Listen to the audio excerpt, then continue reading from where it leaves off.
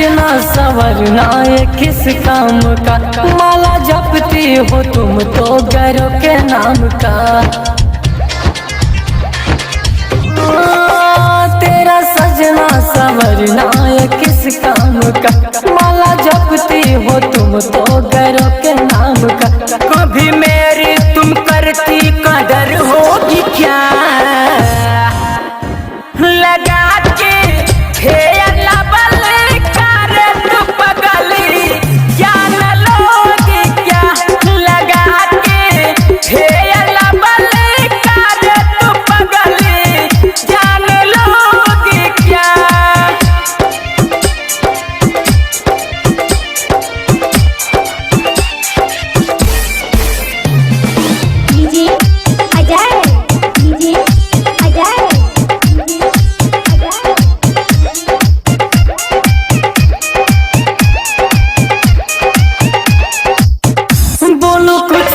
तो बतिया बदल देती हो, सौ सौ दिलवा के अरमा कुचल देती हो।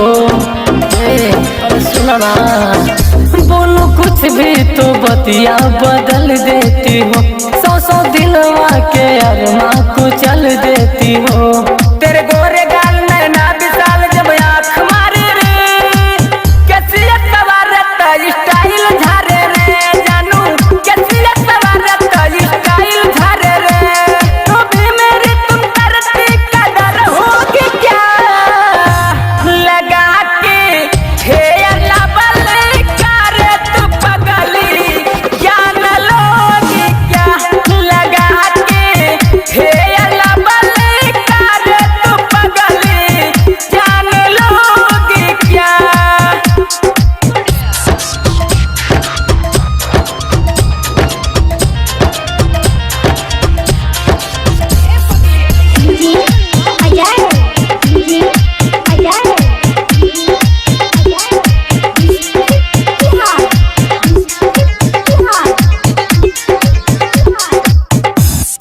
होठों पे लाली लगाती हो क्यों, अपने हाथों में मेहंदी रचाती हो क्यों। और जान लुका तुम होठों पे लाली लगाती हो क्यों, अपने हाथों में मेहंदी रचाती हो क्यों। मेरी जान जान मेरी बात मान धर्मेंद्र